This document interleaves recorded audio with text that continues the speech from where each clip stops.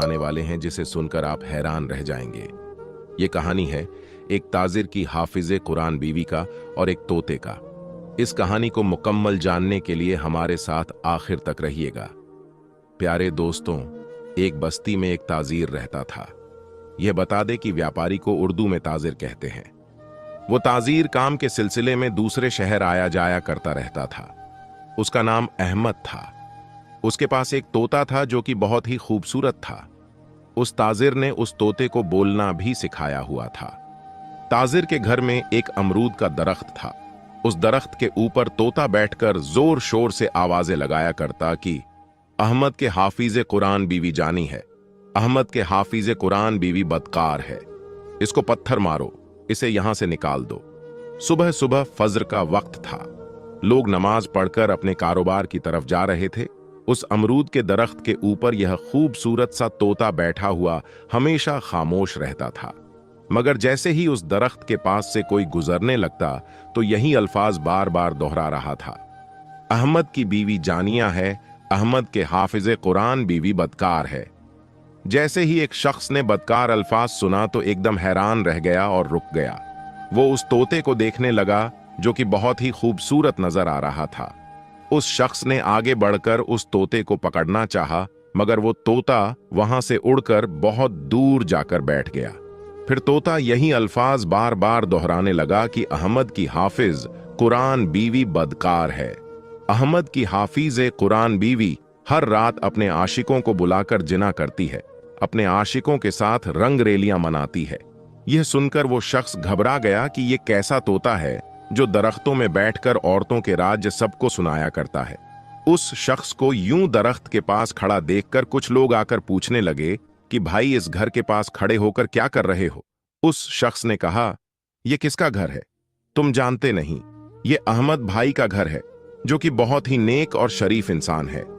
आज तक उस नेक और शरीफ इंसान ने कभी किसी औरत की तरफ नजर उठाकर नहीं देखा।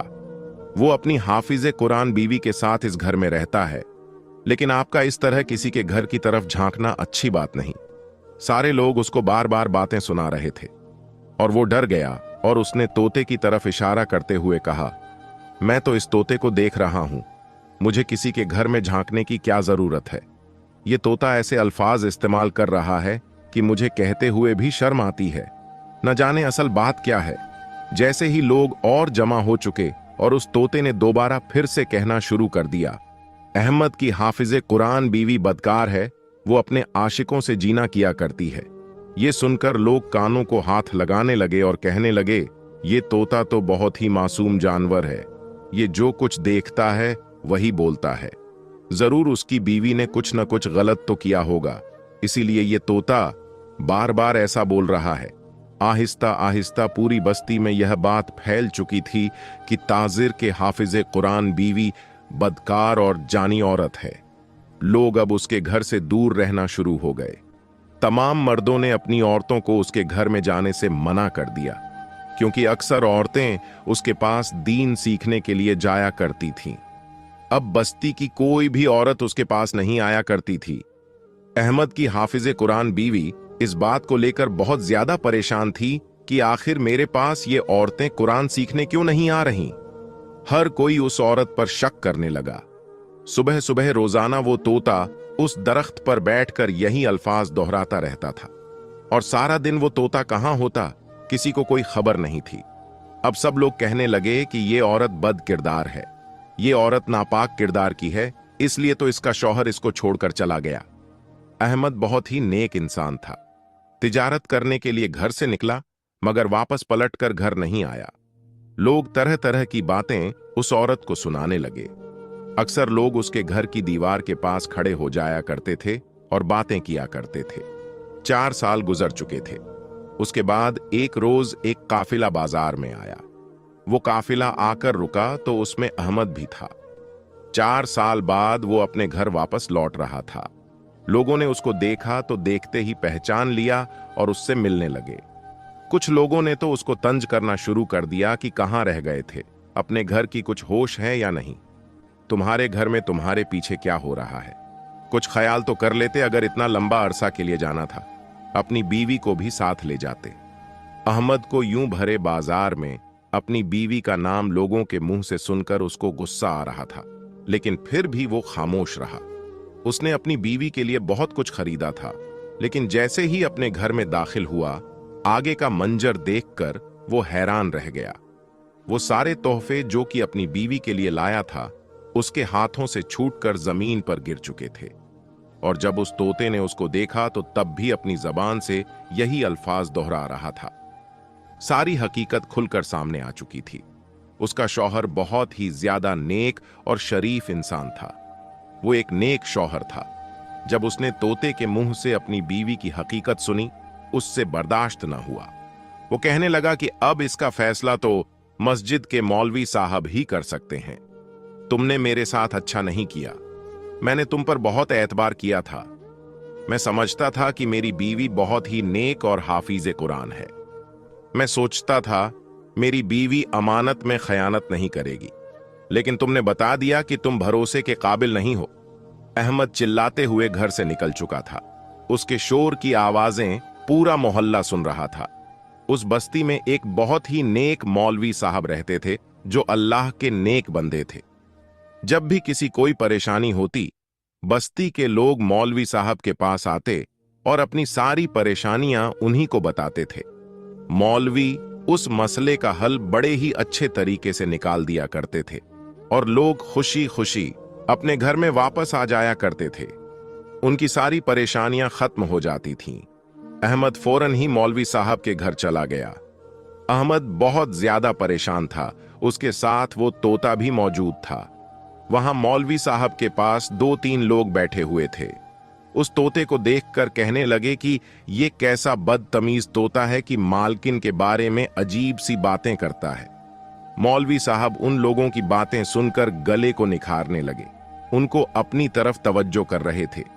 जैसे ही सब लोगों ने मौलाना की जानिब देखा तो वो अल्लाह के वली लोगों को कहने लगे, कोई हक नहीं पहचानता। तुम किसी की इज्जत पर यूं पीठ पीछे हमले क्यों कर रहे हो? अल्लाह की जात हर इंसान का पता रखती है। ये बातें करने से पहले जहन में रखना कि तोहमत इंतहाई बुरा काम समझा जाता है। अगर तुम किसी पर तोहमत लगाओगे तो याद रखना, खुदा तुम्हें कभी भी माफ नहीं करेगा। वो लोग घबरा गए और सर झुकाकर हाथ जोड़कर कहने लगे कि मौलाना साहब, गुस्ताखी माफ कीजिएगा, लेकिन हमने जो कुछ सुना बस वही कह रहे हैं। फिर आखिर माजरा क्या है? मौलाना साहब बहुत गुस्से में दिखाई दे रहे थे। कहने लगे कि तुम एक अफवाह सुनकर 2 कानों को बताते हो। वो 2 कान आगे बताते हैं और फिर वो 2 लोग आगे 4 लोगों को बताते हैं, और इसी तरह गुनाह फैल जाता है और इसी तरह इंसान गुनाहों की दलदल में चला जाता है। मगर वो तोता मौलाना साहब को देखकर फौरन अपने सर को हिलाने लगा। अपने सर को अकड़ाकर झुकाकर कहने लगा, मौलाना साहब, मेरा सलाम अपनी बारगाह में कबूल फरमाइए। मुझे बहुत खुशी हुई आपसे मिलकर। वो तोता बार बार ये अल्फाज दोहरा रहा था। मौलाना साहब ने एक पल तोते को देखा तो हैरान हो चुके थे। उनके चेहरे पर एक मुस्कुराहट सी छा गई। अपना हाथ आगे बढ़ाया तो वो तोता उड़ता हुआ मौलाना साहब के हाथ पर आकर बैठ गया। बार बार अपनी चोंच से उनके हाथ को चूम रहा था। मौलाना साहब मुस्कुराकर उस तोते की जानिब देख रहे थे। आज से पहले किसी भी तोते को उन्होंने इतना ज्यादा बोलते नहीं देखा था। मौलाना साहब उस तोते की बातों में इस कदर खो गए कि उनके सामने खड़ा शख्स जो था वो भूल चुका था। एकदम उनकी नजर सामने खड़े शख्स पर उठी तो फरमाने लगे, बताओ किस लिए आए हो? तुम्हारा ये तोता बहुत खूबसूरत है। अगर मैं तुमसे ये तोता खरीदना चाहूं तो मुझसे कितनी कीमत लोगे? वो शख्स शायद उनके पास अपना मसला लेकर उनकी खिदमत में आया था। जब उसने तोते की खरीदारी की बात सुनी तो अगले ही पल गहरी सांस खारिज कर कर सर झुकाकर कहने लगा, अल्लाह के वली, ऐसे कई तोते आप पर कुर्बान। ये मेरा पाला हुआ तोता है। इसे हमेशा अपने साथ रखता हूं, अपने साए की तरह रखता हूं। मैं हर बात इसे बताता हूं, लेकिन जिस मसले को लेकर आपके पास आया हूं, बस यही दुआ है कि वो मसला आप तक पहुंचा सकूं। जो मंजर मैंने देखा, उसको देखकर ये बात मेरी गैरत पर आती थी। मैं अपना दिल भरता हुआ महसूस कर रहा हूं। मौलाना साहब और वहां मौजूद सभी लोग उस शख्स को देखने लगे थे जो इंतहाई गुस्से में और अंदर से टूटा हुआ महसूस हो रहा था। मौलाना साहब उससे कहने लगे कि क्या बात है, तुम अपनी मुसीबत हमसे बयान करो, क्या हुआ है तुम्हारे साथ? वो शख्स कहने लगा कि मैं कारोबार के सिलसिले में दूसरे शहर आता जाता रहता हूं, लेकिन इस मर्तबा वापसी में इतनी देर हो गई कि 4 साल गुजर गए। मैं एक आम सी शक्ल सूरत का मालिक था, जबकि मेरी मां ने मेरी शादी जिससे करवाई वो बेहद हसीन लड़की थी। वो एक हाफिजे कुरान लड़की थी। एक पल तो मुझे हैरत हुई कि जब मैं पहली बार अपने कमरे में गया और अपनी बीवी को दुल्हन बनी देखा, उसे देखकर घबरा सा गया। बजाय अपनी दुल्हन के कमरे में जाने के मैं बाहर निकल आया और अपनी मां से कहने लगा कि अम्मी, आपने मेरी शादी इतनी हसीन लड़की से क्यों करवा दी? मेरी इस बात पर मेरी अम्मी घबरा गई और कहने लगी, क्या हुआ है? इसमें परेशान होने वाली कौन सी बात है? तुम्हें तो खुश होना चाहिए कि तुम्हारी किस्मत में इतनी हसीन लड़की लिखी गई है। लेकिन जब मैंने एक नजर अपने आप को आईने में देखा तो फिर कहने लगा कि मैं तो आम सी शक्ल सूरत का मालिक हूं, मगर ये लड़की मुझे कोई आसमान से उतरी हुई हूर लगती है। फिर इसके घर वालों ने मेरे साथ इसकी शादी क्यों की? मेरी अम्मी कहने लगी, अगर तुम्हें इतनी हसीन लड़की मिल गई है तो उसकी कदर करो। तुम खरा सोना हो, सोना अच्छा कमाते हो, घर संभालते हो। यही वजह है कि लड़की वालों ने तुम्हें पसंद कर लिया। सब कुछ जाहिरी शक्ल सूरत नहीं होती, बल्कि असल खूबसूरती तो बात होती है जो इंसान को बहुत मुतासिर करती है। मेरी मां की बात सुनकर मुझे थोड़ी बहुत तसल्ली हो गई थी, लेकिन फिर भी कुछ बातें ऐसी जो मेरे दिल में डर सा पैदा कर रहा था। ये अलग बात थी कि मैंने उसके बारे में अपनी वालिदा से कुछ नहीं कहा। मुझे ऐसा लग रहा था कि शायद लड़की पहले से किसी के साथ ताल्लुक रख चुकी हो या फिर किसी को पसंद करती हो, जो उसके घर वालों ने जबरन उसकी शादी मुझसे करवा दी। ये सारी बातें मेरे दिमाग में आने लगीं तो मेरा दिल गमजदा सा हो गया। अपनी बीवी का सारा हुस्न, सारी खूबसूरत मुझे फीका लगने लगा। जैसे चांद पर धब्बा नजर आ जाए तो चांद चांद नहीं रहता। मेरे साथ भी कुछ ऐसा हुआ था। मैं जब अपनी बीवी के पास जाकर बैठा, वो बिल्कुल नरम मुलायम रुई की तरह थी, लेकिन मैं उसके साथ काफी सख्ती से पेश आने लगा।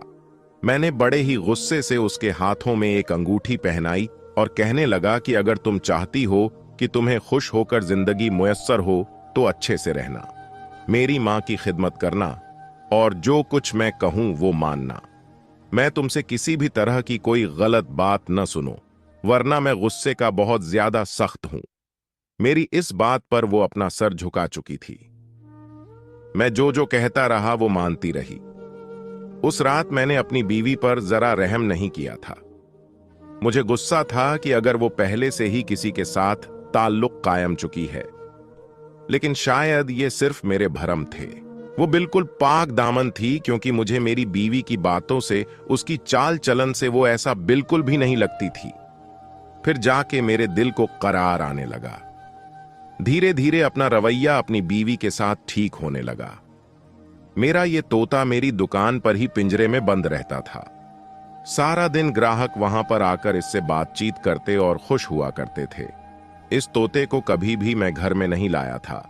वो मेरा एक पक्का दोस्त बन चुका था। अब कारोबार के सिलसिले में मुझे दूसरे मुल्क जाना पड़ गया। मेरे एक दोस्त ने मुझे वहां पर बुलाया था। हफ्तों का सफर था और सफर बहुत कठिन भी था। मैं अपनी बीवी को साथ नहीं लेकर जा सकता था। इसी दौरान मेरी अम्मी भी इंतकाल कर गई, लेकिन अफसोस मैं अपनी अम्मी को मिट्टी भी न दे सका, क्योंकि मैं दूर सफर में था। अगर मैं वापस जाता भी तो मुझे 4 दिन का वक्त लगना था। इसलिए मैं घर न गया और अपना सफर जारी रखा। मेरी बीवी हर वक्त सजी संवरी रहती थी। जब से मेरी बीवी इस घर में आई थी, आस पड़ोस के लोग दीवारों से झांक कर हमारे घरों में देखने लगे थे। शायद मेरी बीवी का एक नजर दीदार करना चाहते थे। मुझे इस बात पर बहुत ज्यादा गुस्सा आता था। मैंने इसी बात को लेकर न जाने कितने ही लोगों के साथ में लड़ाई झगड़ा कर चुका था, लेकिन मेरी बीवी पर्देदार औरत थी, हाफिजे कुरान थी। वो हर वक्त कुरान पाक की तिलावत करती रहती। मैंने उसको कभी सहन में भी घूमते नहीं देखा था, इसलिए मुझे उस पर एतबार था। जब मैं कारोबार के सिलसिले में जाने लगा तो अपने तोते को अपने घर छोड़ गया। और तोते को ये कहकर गया कि मेरे पीछे से घर का ध्यान रखना, मेरी बीवी पर नजर रखना, और कोई भी दीवार पर करके घर आने की कोशिश करे या किसी भी किस्म का कोई हमला करे तो शोर मचा देना, ताकि जल्द से जल्द लोग कोई ना कोई अमल कर सके। मेरा तोता बहुत वफादार था। कहने लगा कि ठीक है दोस्त, तुम जैसा करोगे वैसा ही होगा, मैं आपकी बीवी का ख्याल रखूंगा। मैं अपनी नेक बीवी को छोड़कर चला गया और वक्त बड़ी तेजी से गुजरने लगा, यहां तक कि 4 साल मुकम्मल हो गए। और फिर जब मैं घर वापस लौटा तो जो मंजर मैंने देखा, इतना कहकर वो शख्स खामोश हो गया। उसका चेहरा तो अभी से लाल हो गया था। न जाने उसने ऐसा कौन सा मंजर देखा था जो उसने देखा होगा तो उस पर क्या बीती होगी। वो इस कदर बिखरा हुआ दिखाई देने लगा था कि जो उसने मंजर अपनी आंखों से देखा होगा तब उसका क्या हाल होगा। मौलाना साहब ने जब उसे खामोश देखा तो उससे सवाल करने लगे, तुमने ऐसा क्या देख लिया? लेकिन उस शख्स ने गहरी सांस खारिज करके कहा, असल बात यह है कि मेरी बीवी उस वक्त कमरे में बिल्कुल बेजान मौजूद थी। बिस्तर पर लेटी सिसकियां और आहें भर रही थीं। अपने वजूद पर लपेटा हुआ कपड़ा उसने उतार रखा था, लेकिन जैसे ही दरवाजे की आवाज आई तो फौरन अपना वजूद लपेटने लगी। जब यह मंजर मैंने देखा, मेरे लिए हैरान कून मंजर था। मेरी बीवी उस वक्त इस हालत में मौजूद थी। कोई भी शख्स अगर देखता तो ना जाने क्या करता। वो रोते हुए बता रहा था कि मुझे मेरी बीवी के कमरे से किसी और की भी आवाजें आ रही थीं। कुछ तो वक्त भी ऐसा था, बाहर अंधेरा फैल चुका था। इस तरह की आवाजें सुनकर मैं घबरा गया। मैंने दरवाजे पर दस्तक दी और फिर जैसे ही दरवाजा खोलकर अंदर दाखिल हुआ, मेरी बीवी घबराते हुए अपना वजूद लपेट रही थी। उसकी हालत इस तरह की थी कि कोई भी मर्द देख लेता तो कुछ भी कर सकता था। सिर्फ इतना ही नहीं, मेरा तोता, जिससे मैं अपनी बीवी से भी ज्यादा मोहब्बत करता था, मेरी बीवी ने उसे पिंजरे में बंद कर रखा था और उसके मुंह पर कपड़ा लपेट रखा था और वो फरफरा रहा था। मैं घबराते हुए कमरे में दाखिल हुआ। बेशक वो मेरी बीवी थी, लेकिन मेरा तोता मुझे अपनी बीवी से ज्यादा अजीज था। मैंने सबसे पहले पिंजरा खोला, अपने तोते के मुंह से कपड़ा हटाया। मुझे देखकर वो चिल्लाने लगा, फिर मुझे वो जो बोलने लगा। मैं सोच भी नहीं सकता था कि मेरा तोता, जिसे मैं अपना सच्चा दोस्त समझता था, वो ऐसा भी बोल सकता है। कहने लगा कि अहमद, तुम्हारी बीवी अपने आशिक के साथ रातें गुजारती है। ये रातों को चिराग बुझाकर अपने आशिक के साथ गुनाह करती है। तुम्हारी बीवी जानिया है, बदकार है। बार बार वो यही अल्फाज दोहरा रहा था, जबकि मेरी बीवी अचानक मुझे वापस आता देखकर खुश होने की बजाय घबरा चुकी थी। और फिर कहने लगी कि आप ऐसे आ जाएंगे, मुझे यकीन नहीं था। आप मुझे खत के जरिए पहले बता देते, मैं आपके आने पर कुछ तैयारी कर लेती। वो जल्दी से उठी, लेकिन लड़खड़ा कर चल रही थी। उसका वजूद भीगा हुआ था। इससे पहले कि वो मेरे करीब आती, मैंने उसे थप्पड़ मार दिया। कहने लगा कि ये सब कुछ क्या है, कौन था इस कमरे में। मैं पागलों की तरह पूरे कमरे को टटोलने लगा, सामान उठा उठाकर फेंकने लगा। मैं उस शख्स को ढूंढना चाहता था जो उस कमरे में मौजूद था। मुझे तो अपनी बीवी पर पहले से ही शक था। मेरे जाने के बाद उसने मेरा इंतजार भी न किया और अपने आशिक के साथ अपनी हवस को पूरा करती रही। इतना कहकर वो शख्स अपना सर झुका चुका था। मौलाना साहब उसकी बातें सुनकर हैरान थे। मौलाना के हाथ पर बैठा तोता कभी मौलाना को देखता, कभी सामने खड़े अपने मालिक अहमद को देखता। मौलाना ने तोते को देखा और कहा कि तुम्हारा मालिक क्या कह रहा है? तुमने उस कमरे में क्या देखा? क्या तुम झूठ बोल रहे हो?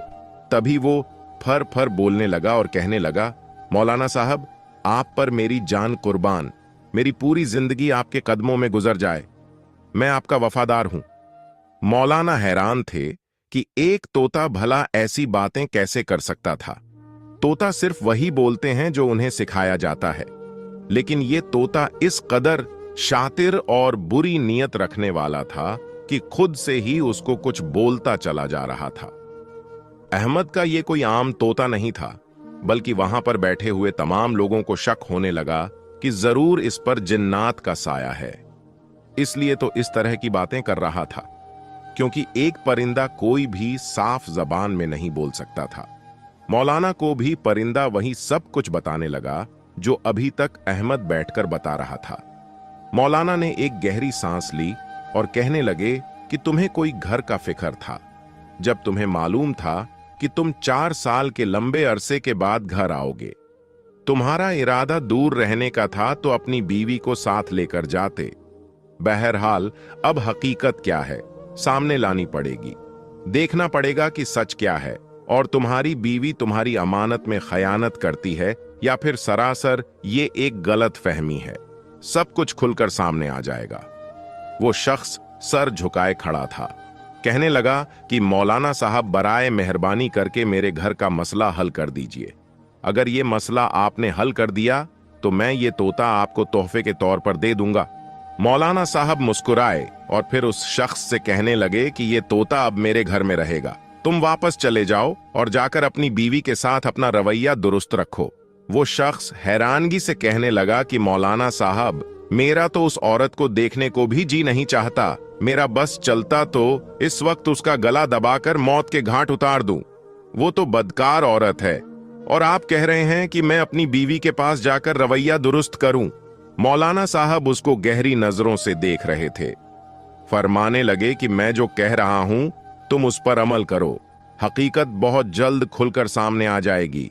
तुम जाओ अपनी बीवी के साथ अपना रवैया ठीक रखो, अपने इस रवैये से नफरत करो और आज की रात उसके साथ ताल्लुक जोड़ो। इंतहाई दिल बर्दाश्त लग रहा था, वो बहुत ज्यादा परेशान लग रहा था, लेकिन मौलाना साहब का हुक्म था इसलिए उसने ये हुक्म मान लिया और कहने लगा कि जो आपका हुक्म मौलाना साहब। मगर इतने में वो तोता उड़कर अपने मालिक के कंधे पर बैठने लगा था कि मौलाना ने फौरन उस तोते को पकड़ लिया और वहां पर एक पिंजरा ला चुके थे और तोते को पिंजरे में बंद कर दिया। वो पिंजरे में मुसलसल चीख रहा था, शोर मचा रहा था, ये कह रहा था कि मुझे अहमद के साथ जाने दो, मैं अहमद के साथ मैं जाना चाहता हूं, मुझे छोड़कर मत जाओ अहमद। मगर अहमद वहां से जा चुका था। वो तोता कुछ बोल रहा था। मौलाना साहब ने सोच लिया था कि वो आज रात अहमद के घर जाएंगे और देखेंगे कि उस घर में क्या होता है। तोता जो कुछ बता रहा था वो आधा सच मुकम्मल सच था। अब वो बहुत जल्द खुलकर सामने आने वाला था। मौलाना साहब भेष बदलकर उसके घर की तरफ जाने लगे थे। उस घर के बारे में अहमद ने निशानदेही की थी। वो एक एक लफ्ज मौलाना साहब के जहन में नक्श हो चुका था। जब वो तोता बिल्कुल बोलना बंद नहीं कर रहा था, ज्यादा शोर मचाता रहा। मौलाना ने उस तोते को अपने घर ले गए और जाकर बीवी को दिया और कहने लगे कि इसको मेरे कमरे में रख दो।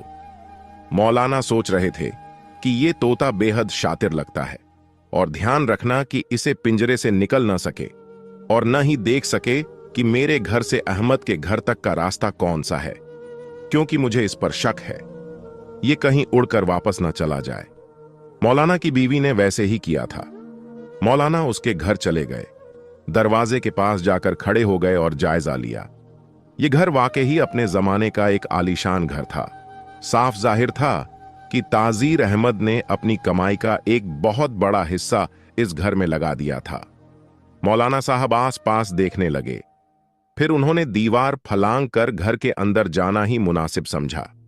वो जो कुछ करने वाले थे वो जानते थे कि मियां बीवी की बातें सुनना या किसी के घर में इस तरह आना बिल्कुल गलत बात है और ये गुनाह के जिम्मे में आता है।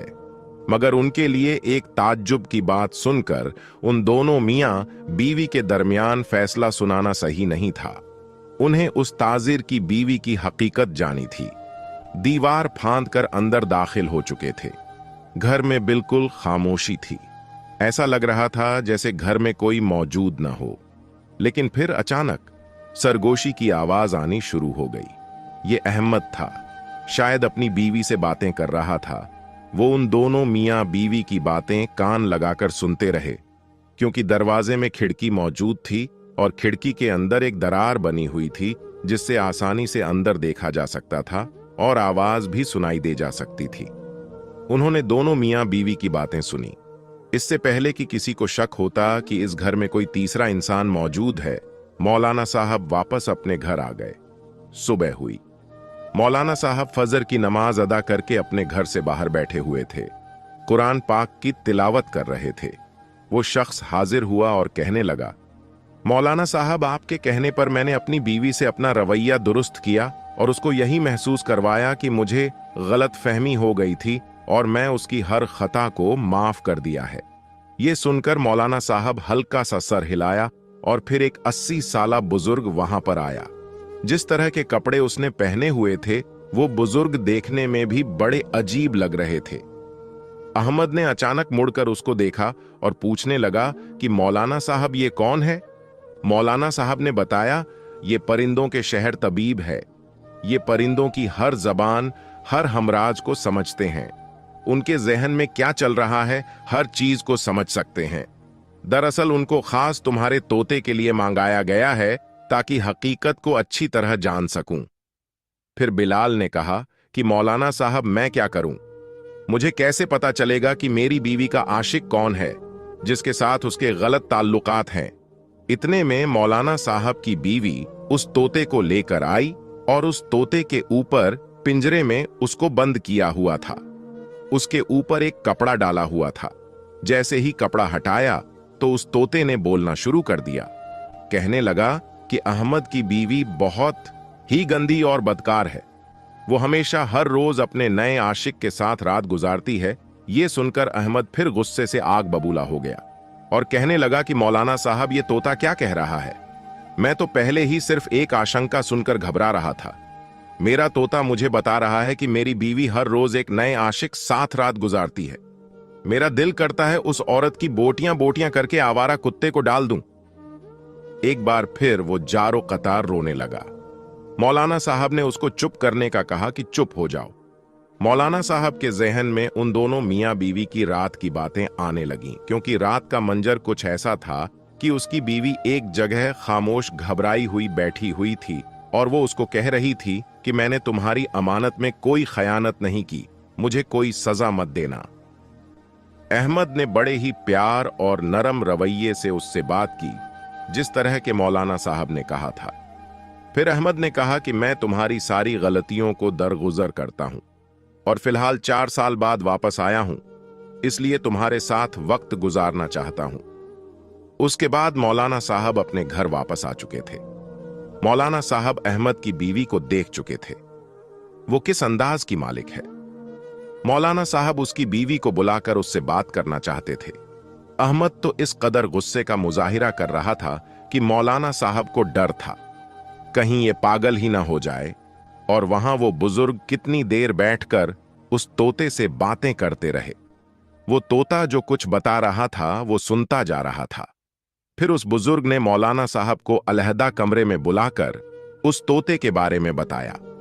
फिर उन्होंने कहा कि कुछ दिन के लिए तुम इस तोते को अपनी हिफाजत में रखो, फिर मैं तुम्हें बुलाऊंगा। उसने कहा कि ठीक है। वो बुजुर्ग उसको अपने साथ ले गया और मौलाना साहब ने अपनी बीवी को कहा कि तुम जाकर अहमद की बीवी को बुलाकर लाओ।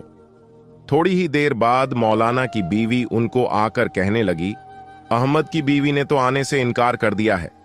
उसने कहा कि मैं अपने शौहर की इजाजत के बगैर घर से नहीं निकल सकती। मैं उसकी अमानत में खयानत नहीं कर सकती। अगर मौलाना साहब को कोई काम है तो वो खुद मुझसे आकर बात कर लें। मौलाना साहब ने एक फकीर का रूप बदला और उसके दरवाजे पर पहुंच गए। जाकर दरवाजा बजाया, मगर उसने दरवाजा न खोला। फिर उन्होंने दरवाजा बजाया और अंदर से आवाज आई कि कौन। जब उन्होंने आवाज दी कि वो औरत कहने लगी कि मेरा शौहर इस वक्त घर में नहीं है, आप यहां से चले जाएं। मौलाना साहब ने अपने बारे में बताया तो उसने दरवाजा खोला और मौलाना साहब को अपने घर में ले आई। फिर मौलाना साहब ने उसको कहा कि जो भी बात सच है मुझे साफ साफ बता दो, ताकि मैं तुम दोनों मियां बीवी के बीच फैसला कर सकूं। यह सुनते ही वो औरत घबरा गई और कहने लगी, मौलाना साहब, वो तोता एक परिंदा है, कुछ भी बोल सकता है। आप उसकी बातों में आकर मुझ पर शक कर रहे हैं। इससे तो अच्छा है कि मैं मर ही जाती। मौलाना साहब कहने लगे कि इन सब बातों का वक्त नहीं है।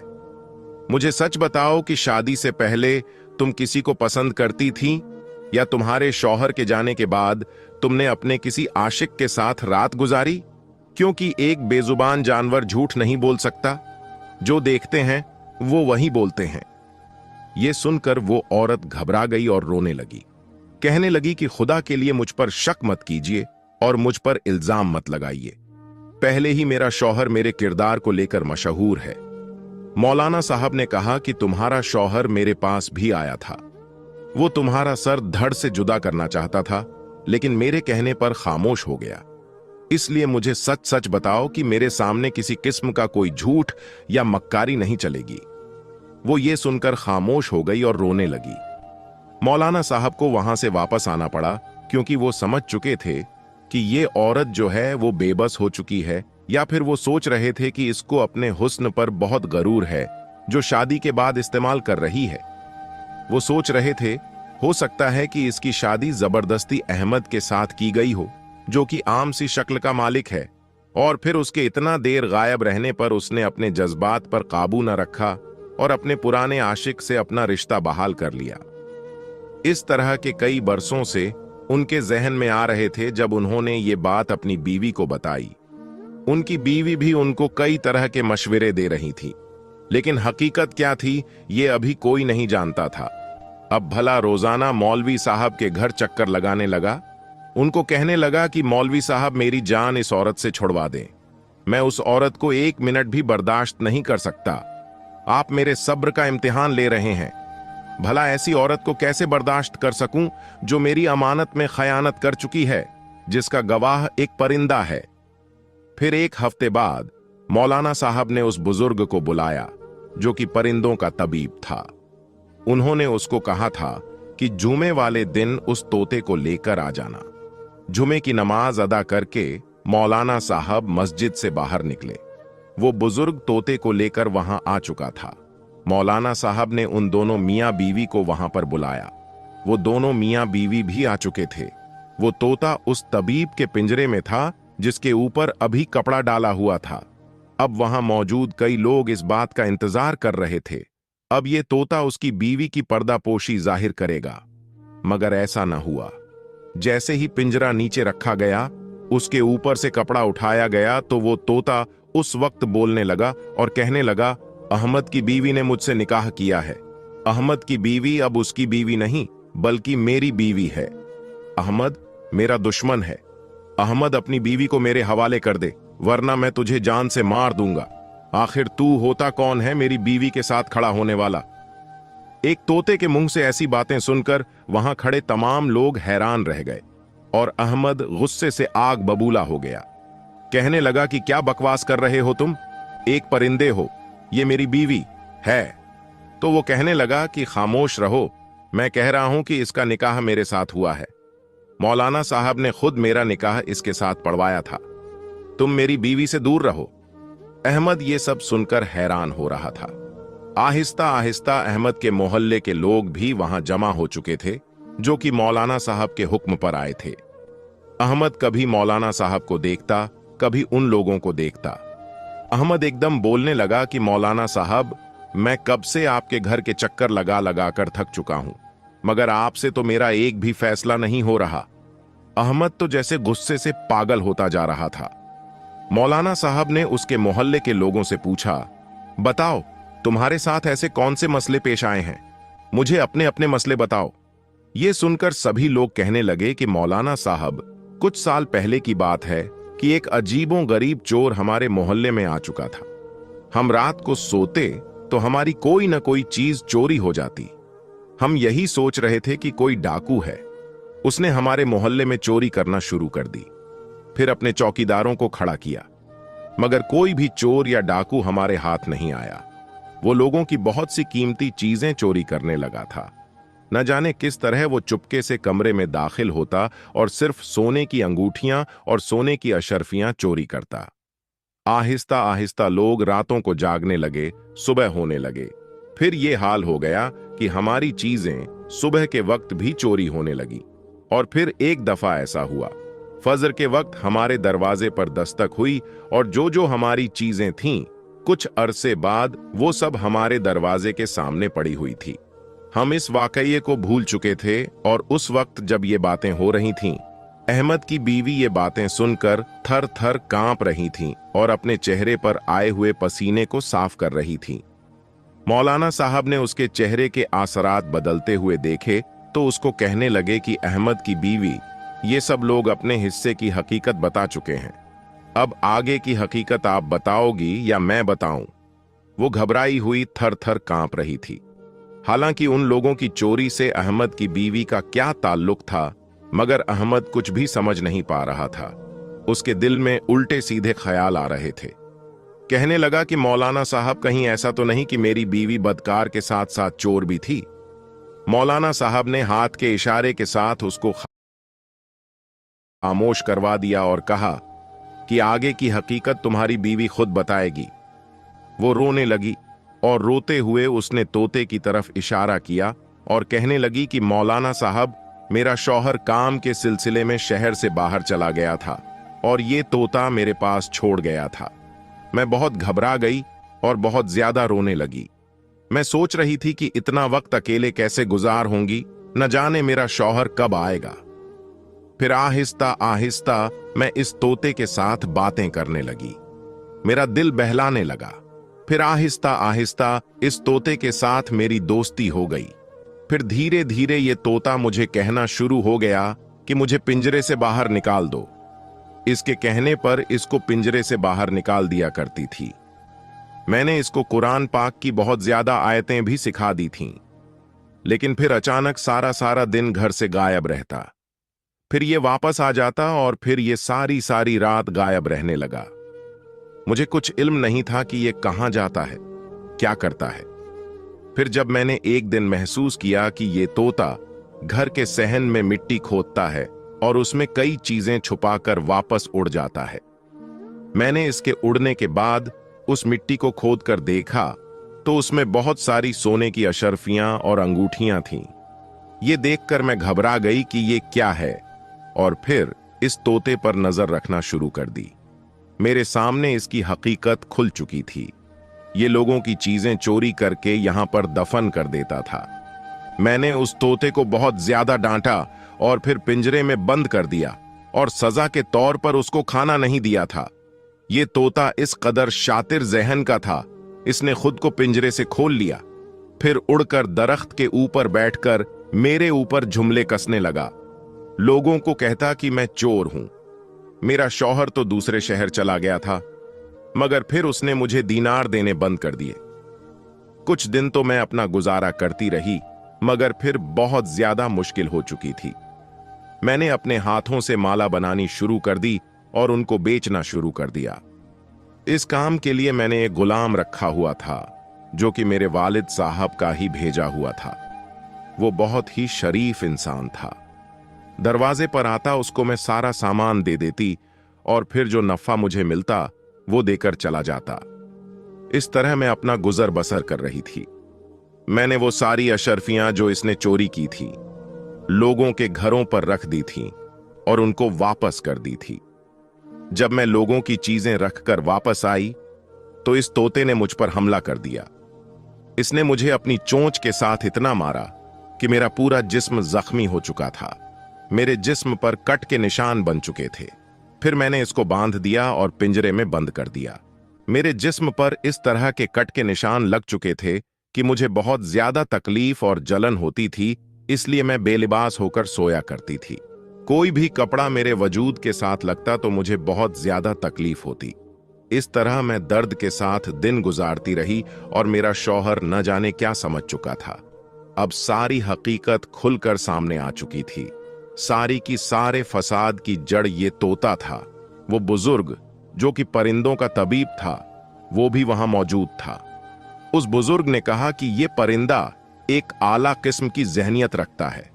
ये बहुत ही शातिर किस्म का तोता है। इसका मजीद इंसानों में रहना खतरे से खाली नहीं है। ये बहुत ही शैतानी दिमाग का तोता है, यहां तक कि ये लोगों के घर उजाड़ सकता है। जब ये सारी हकीकत अहमद के सामने खोली तो वो सर पकड़कर बैठ गया और कहने लगा, मेरे लिए ये सब मानना बहुत ही मुश्किल है। अहमद की बीवी एक तरफ बैठी हुई रो रही थी। उसने कोई गुनाह नहीं किया था, जितना कसूर था उस तोते का था। अहमद ने अपने तोते को पकड़कर उसकी गर्दन मरोड़ दी और वो तोता वहीं पर तड़प तड़प कर मर गया। वो तोता इतना शातिर था कि उसने दोनों मियां बीवी के दरमियान जुदाई डाल दी थी। प्यारे दोस्तों, कभी भी अपने मानूस